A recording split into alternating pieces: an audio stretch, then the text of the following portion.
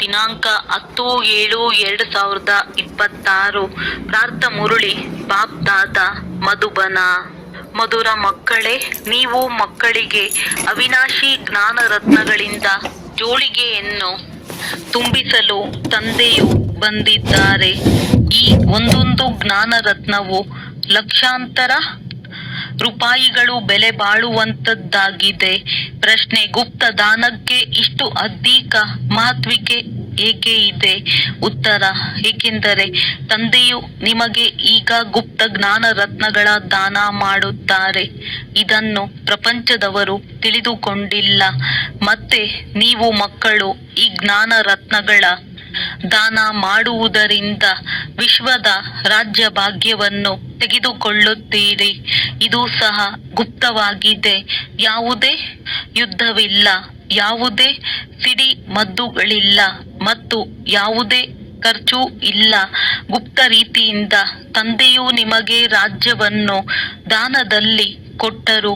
ಆದ್ದರಿಂದ ಗುಪ್ತ ದಾನಕ್ಕೆ ಬಹಳ ಮಹತ್ವಿಕೆ ಇದೆ. ಡಬಲ್ ಓಂ ಶಾಂತಿ. ಒಂದನ್ನು ಶಿವ ತಂದೆಯು ಹೇಳುತ್ತಾರೆ, ಇನ್ನೊಂದನ್ನು ಬ್ರಹ್ಮ ದಾದಾರವರು ಹೇಳುತ್ತಾರೆ. ಇಬ್ಬರ ಸ್ವಧರ್ಮವು ಶಾಂತಿಯಾಗಿದೆ.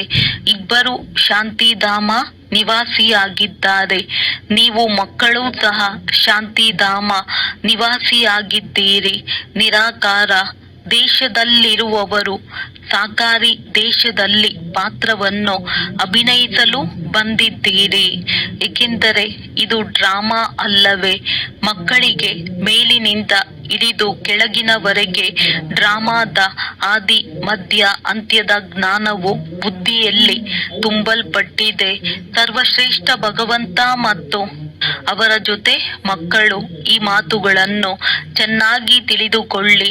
ನಿಮ್ಮ ವಿನಃ ಯಾರಲ್ಲಿಯೂ ಈ ಜ್ಞಾನವಿಲ್ಲ. ನೀವು ಈಶ್ವರನ ಶಾಲೆಯಲ್ಲಿ ಓದುತ್ತೀರಿ. ಭಗವಾನುವಾಚ: ಭಗವಂತನು ಒಬ್ಬರೇ ಆಗಿದ್ದಾರೆ. ಯಾವುದೇ 10-20 ಮಂದಿ ಭಗವಂತರಿಲ್ಲ. ಯಾವುದೆಲ್ಲ ಧರ್ಮದವರಿದ್ದಾರೆಯೋ ಅವರ ಯಾರೆಲ್ಲ ಆತ್ಮರಿದ್ದಾರೆಯೋ ಎಲ್ಲರಿಗೂ ಒಬ್ಬರೇ ತಂದೆಯಾಗಿದ್ದಾರೆ. ನಂತರ ತಂದೆಯು ಸೃಷ್ಟಿಯನ್ನು ರಚಿಸುತ್ತಾರೆಂದರೆ ಆಗ ಪ್ರಜಾಪಿತ ಬ್ರಹ್ಮ ಎಂದು ಹೇಳಲಾಗುತ್ತದೆ. ಶಿವನಿಗೆ ಪ್ರಜಾಪಿತನೆಂದು ಹೇಳುವುದಿಲ್ಲ. ಪ್ರಜೆಗಳಂತೂ ಜನನ ಮರಣದಲ್ಲಿ ಬರುತ್ತಾರೆ. ಆತ್ಮವು ಸಂಸ್ಕಾರದ ಆಧಾರದಿಂದ ಜನನ ಮರಣದಲ್ಲಿ ಬರುತ್ತದೆ. ಅಂದ ಮೇಲೆ ಪ್ರಜಾಪಿತ ಬ್ರಹ್ಮನು ಬೇಕಾಗಿದೆ. ಪರಮಪಿತ ಪರಮಾತ್ಮನು ಪ್ರಜಾಪಿತ ಬ್ರಹ್ಮನ ಮೂಲಕ ರಚನೆಯನ್ನು ರಚಿಸುತ್ತಾರೆಂದು ಗಾಯನವಿದೆ. ಅವರನ್ನು ಪತಿತ ಪಾವನ ಬನ್ನಿ ಎಂದು ಕರೆಯಲಾಗುತ್ತದೆ.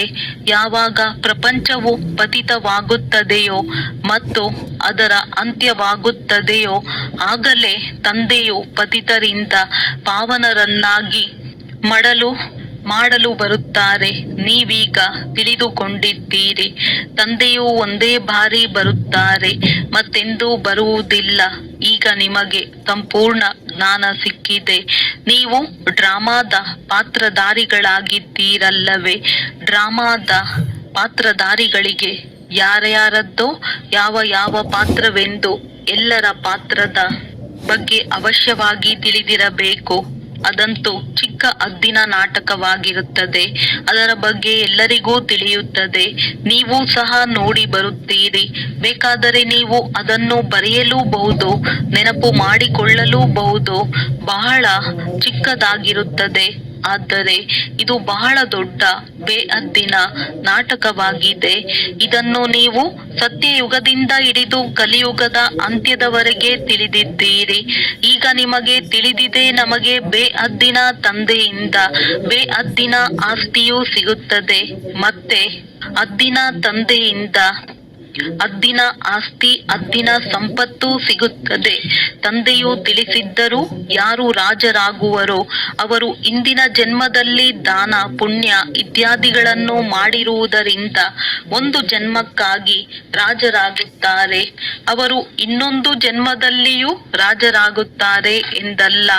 ನೀವು ಯಾರು ಸತ್ಯಯುಗದಲ್ಲಿ ರಾಜ ಮಹಾರಾಜರಾಗಿದ್ದೀರೋ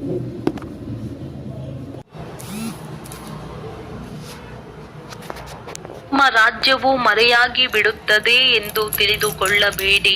ನಂತರ ಯಾವಾಗ ಭಕ್ತಿ ಮಾರ್ಗವಾಗುವುದೋ ಆಗಲೂ ಸಹ ಅವರು ಹೆಚ್ಚು ದಾನ ಪುಣ್ಯ ಮಾಡುತ್ತಾರೆಂದರೆ ಅವರೂ ಸಹ ರಾಜಧಾನಿಯಲ್ಲಿ ಹೋಗುತ್ತಾರೆ. ಆದರೆ ಅವರು ವಿಕಾರಿ ರಾಜರಾಗಿ ಬಿಡುತ್ತಾರೆ. ನೀವೇ ಯಾರು ಪೂಜ್ಯರಾಗಿದ್ದೀರೋ ನಂತರ ಪೂಜಾರಿಗಳಾಗಿದ್ದೀರಿ. ಅದು ಅಲ್ಪಕಾಲದ ಸುಖವಿರುತ್ತದೆ, ದುಃಖವಂತೂ ಕೇವಲ ಈಗಲೇ ಇರುತ್ತದೆ. ಈಗ ತಮೋ ಪ್ರಧಾನತೆಯಲ್ಲಿಯೂ ಸಹ ನಿಮಗೆ ಸುಖವಿದೆ. ಯಾವುದೇ ಕಲಹ ಜಗಳಗಳ ಮಾತಿಲ್ಲ. ಇದಂತೂ ನಂತರದಲ್ಲಿ ಆಗುತ್ತದೆ. ಯಾವಾಗ ಲಕ್ಷಾಂತರ ಅಂದಾಜಿನಲ್ಲಿ ಆಗಿ ಬಿಡುವರೋ ಆಗ ಯುದ್ಧ ಇತ್ಯಾದಿಗಳು ಆರಂಭವಾಗುತ್ತದೆ. ನೀವು ಮಕ್ಕಳಿಗೆ ಸತ್ಯಯುಗ ತ್ರೇತಾ ದ್ವಾಪರದಲ್ಲಿಯೂ ಸುಖವಿರುತ್ತದೆ. ಯಾವಾಗ ತಮೋ ಪ್ರಧಾನತೆಯು ಹೆಚ್ಚಾಗುವುದೋ ಆಗ ಸ್ವಲ್ಪ ದುಃಖವಿರುತ್ತದೆ. ಈಗಂತೂ ಬಹಳ ತಮೋ ಪ್ರಧಾನತೆ ಇದೆ. ಇದು ತಮೋ ಪ್ರಧಾನ ಪ್ರಪಂಚವೆಂದು ತಂದೆಯೂ ತಿಳಿಸುತ್ತಾರೆ. ನಿಮಗೆ ತಿಳಿದಿದೆ, ಇದು ಬೇಅದ್ದಿನ ನಾಟಕವಾಗಿದೆ. ಇದರಿಂದ ಯಾರೂ ಬಿಡುಗಡೆಯಾಗಲು ಸಾಧ್ಯವಿಲ್ಲ. ಮನುಷ್ಯರು ಯಾವಾಗ ದುಃಖದಲ್ಲಿ ಬೇಸತ್ತು ಹೋಗುವರೋ ಆಗ ಭಗವಂತನು ಇಂತಹ ಆಟವನ್ನು ಏಕೆ ರಚಿಸಿದರು ಎಂದು ಹೇಳುತ್ತಾರೆ. ಒಂದು ವೇಳೆ ಭಗವಂತನು ರಚಿಸದೇ ಇದ್ದಿದ್ದರೆ ಪ್ರಪಂಚವೇ ಇರುತ್ತಿರಲಿಲ್ಲ, ಏನೂ ಇರುತ್ತಿರಲಿಲ್ಲ.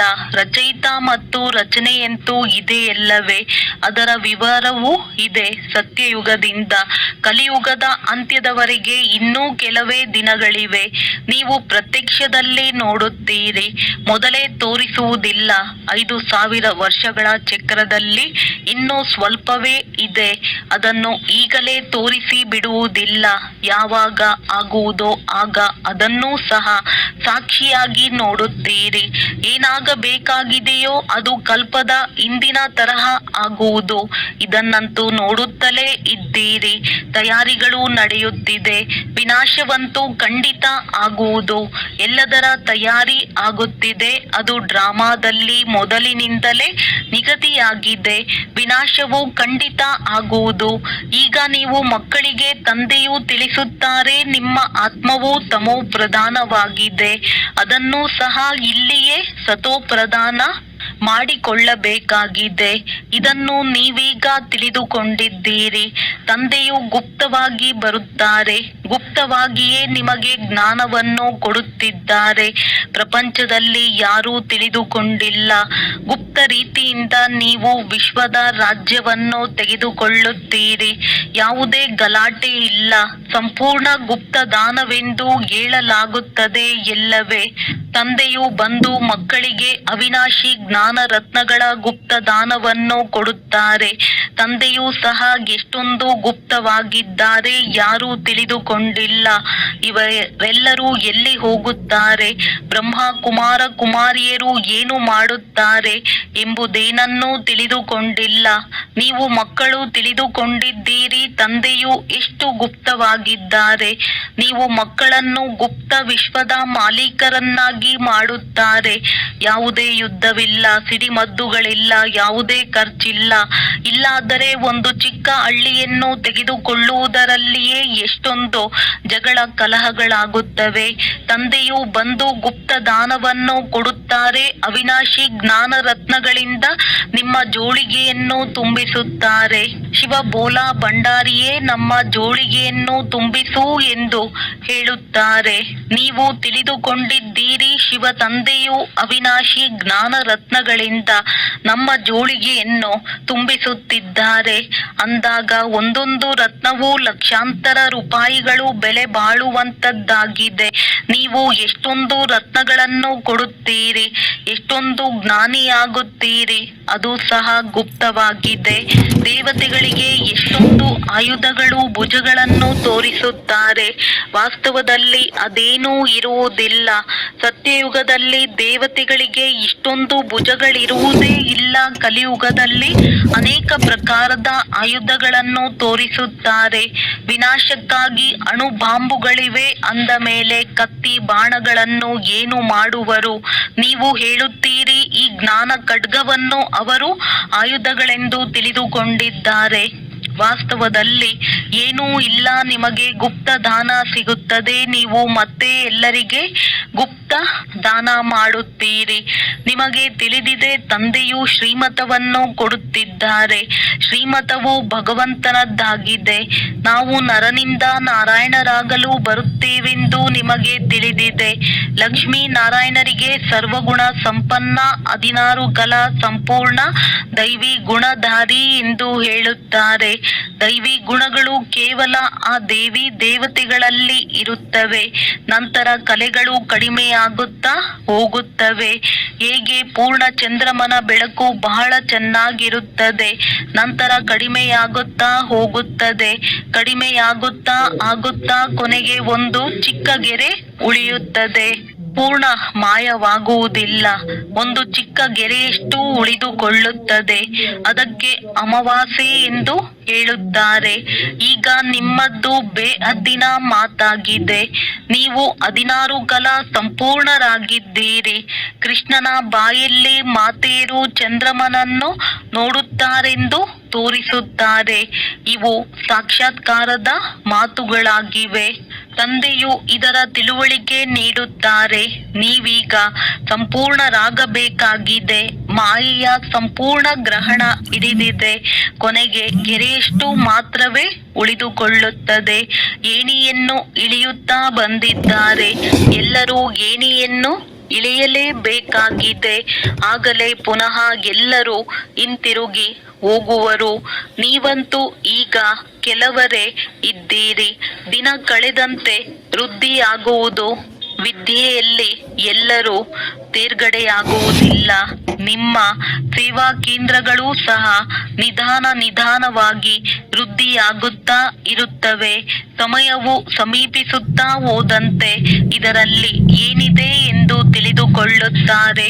ದಿನ ಪ್ರತಿದಿನ ವೃದ್ಧಿಯಾಗುತ್ತಾ ಇರುತ್ತೀರಿ. ಈಗ ಹೇಳುತ್ತಾರೆ, ಇವರು ಎಲ್ಲಿಯವರೆಗೆ ನಡೆಯುತ್ತಾರೆ, ಇವರದ್ದು ಸಮಾಪ್ತಿಯಾಗುತ್ತದೆ ಎಂದು ನಾವು ತಿಳಿದುಕೊಂಡಿದ್ದೆವು. ಆರಂಭದಲ್ಲಿ ಈ ಭಯದಿಂದ ಅನೇಕರು ಬಿಟ್ಟು ಹೋದರು. ಏನಾಗುವುದೋ ಗೊತ್ತಿಲ್ಲ, ಇಲ್ಲಿಯೂ ಇಲ್ಲ ಅಲ್ಲಿಯೂ ಇಲ್ಲ ಎನ್ನುವಂತಾಗಬಹುದು. ಇದಕ್ಕಿಂತಲೂ ಹೊರಟು ಹೋಗೋಣವೆಂದು ಅನೇಕರು ಹೊರಟು ಹೋದರು. ಪುನಃ ಅವರಲ್ಲಿ ಕೆಲವರು ಬರುತ್ತಿದ್ದಾರೆ. ತಂದೆಯು ಎಷ್ಟು ಸಹಜ ರೀತಿಯಿಂದ ತಿಳಿಸುತ್ತಾರೆ. ಈ ಅಬಲೆಯರು ಅಹಲ್ಯೆಯರಿಗೆ ಏನೂ ಕಷ್ಟ ಕೊಡುವುದಿಲ್ಲ. ಇವರ ಉದ್ಧಾರವೂ ಸಹ ಆಗಬೇಕಾಗಿದೆ. ಬಾಬಾ, ನಾವಂತೂ ಏನೂ ಓದಿಲ್ಲ, ಅವಿದ್ಯಾವಂತರಾಗಿದ್ದೇವೆ ಎಂದು ಹೇಳುತ್ತಾರೆ. ತಂದೆಯು ತಿಳಿಸುತ್ತಾರೆ, ಏನನ್ನೂ ಓದಿಲ್ಲದಿದ್ದರೆ ಇನ್ನೂ ಒಳ್ಳೆಯದೇ ಆಗಿದೆ. ಶಾಸ್ತ್ರ ಇತ್ಯಾದಿ ಏನೆಲ್ಲವನ್ನೂ ಓದಿದ್ದೀರೋ ಎಲ್ಲವನ್ನೂ ಮರೆತು ಬಿಡಿ.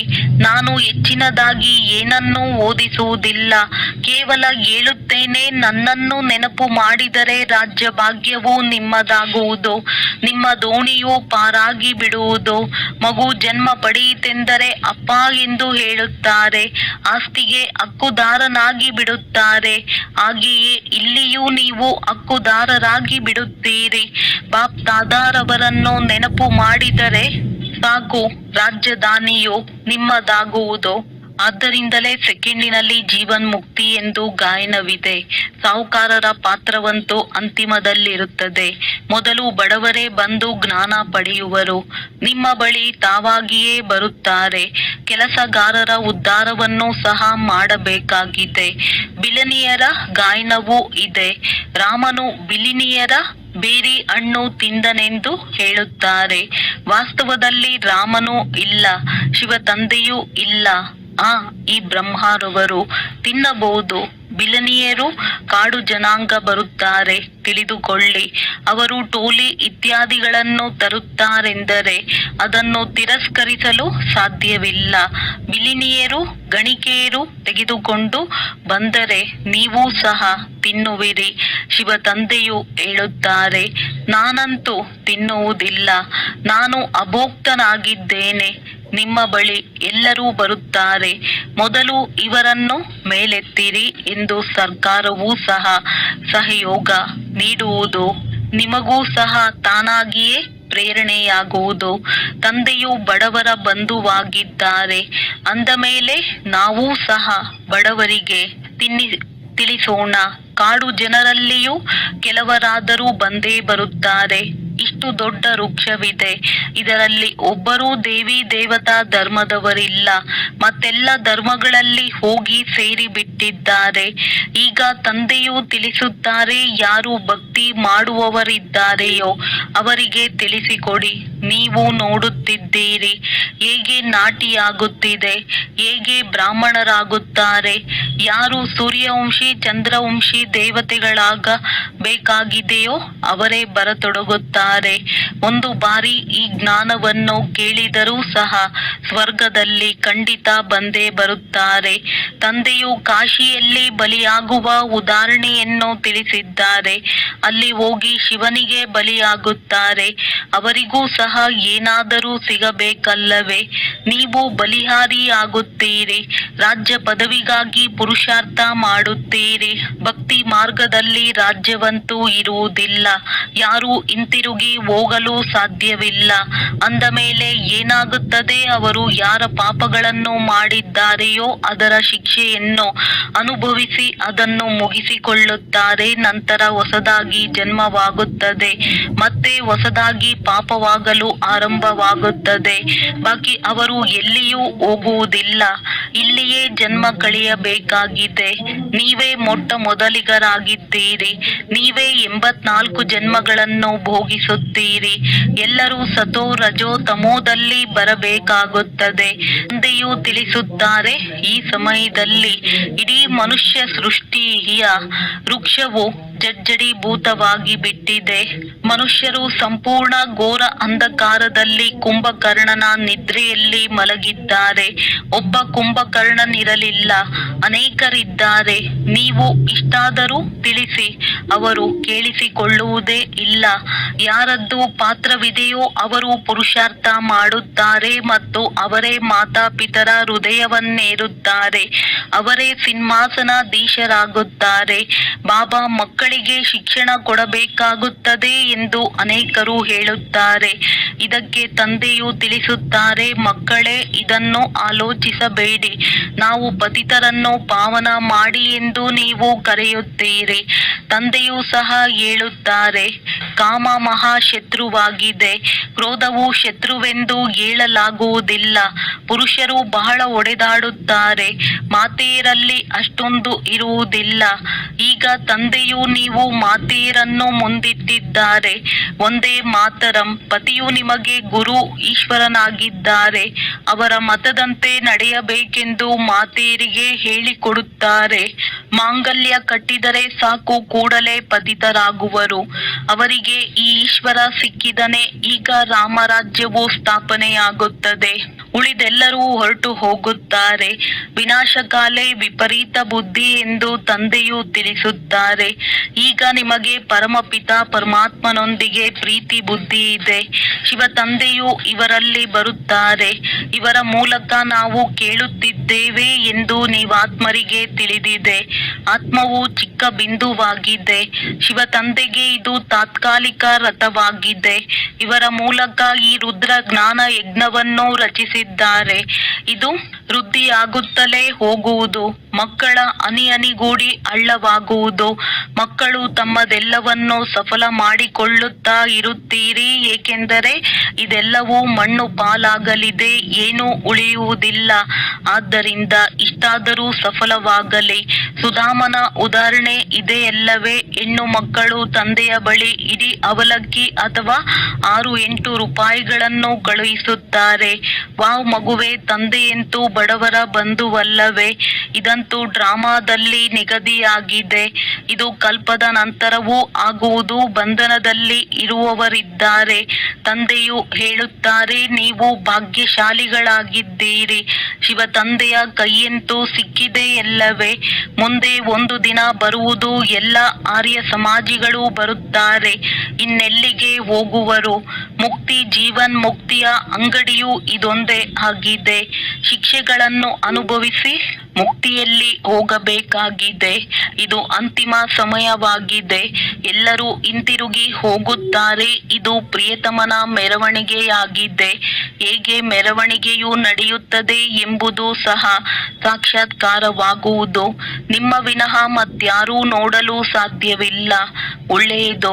ಮಧುರಾತಿ ಮಧುರ ಅಗಲಿ ಹೋಗಿ ಮರಳಿ ಸಿಕ್ಕಿರುವ ಮಕ್ಕಳ ಪ್ರತಿ ಮಾತ್ಪಿತಾ ಬಾಪ್ದಾದರವರ ನೆನಪು, ಪ್ರೀತಿ ಹಾಗೂ ಸುಪ್ರಭಾತ.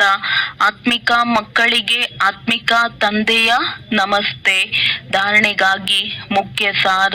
ತಂದೆಯ ಮೂಲಕ ಜ್ಞಾನದ ಯಾವ ಗುಪ್ತ ದಾನ ಸಿಕ್ಕಿದೆಯೋ ಅದರ ಬೆಲೆಯನ್ನರಿತು ತಮ್ಮ ಜೋಳಿಗೆಯನ್ನು ಜ್ಞಾನ ರತ್ನಗಳಿಂದ ತುಂಬಿಸಿಕೊಳ್ಳಬೇಕಾಗಿದೆ.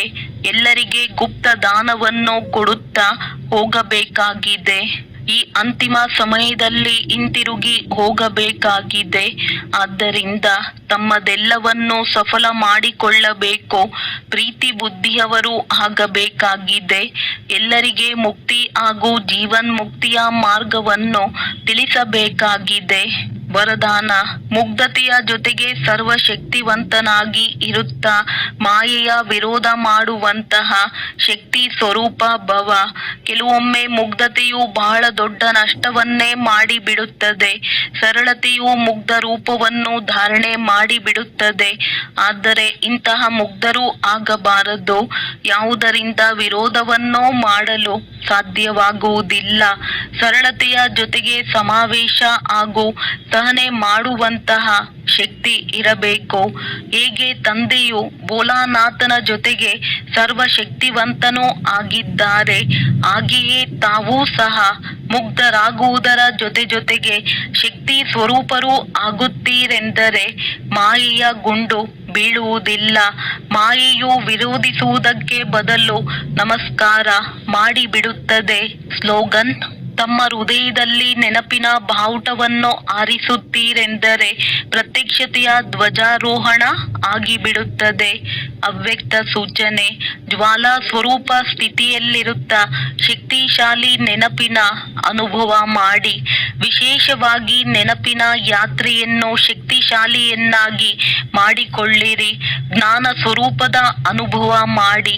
ತಮ್ಮ ಶ್ರೇಷ್ಠ ಆತ್ಮರ ಶುಭ ವೃತ್ತಿ ಅಥವಾ ಕಲ್ಯಾಣದ ವೃತ್ತಿ ಮತ್ತು ಶಕ್ತಿಶಾಲಿ ವಾತಾವರಣ ಅನೇಕ ಚಡಪಡಿಸುತ್ತಿರುವ, ಅಲೆದಾಡುತ್ತಿರುವ, ಕರೆಯುತ್ತಿರುವ ಆತ್ಮರಿಗೆ ಆನಂದ, ಶಾಂತಿ ಮತ್ತು ಶಕ್ತಿಯ ಅನುಭೂತಿ ಮಾಡಿಸಿರಿ. ಒಳ್ಳೆಯದು. ಓಂ ಶಾಂತಿ.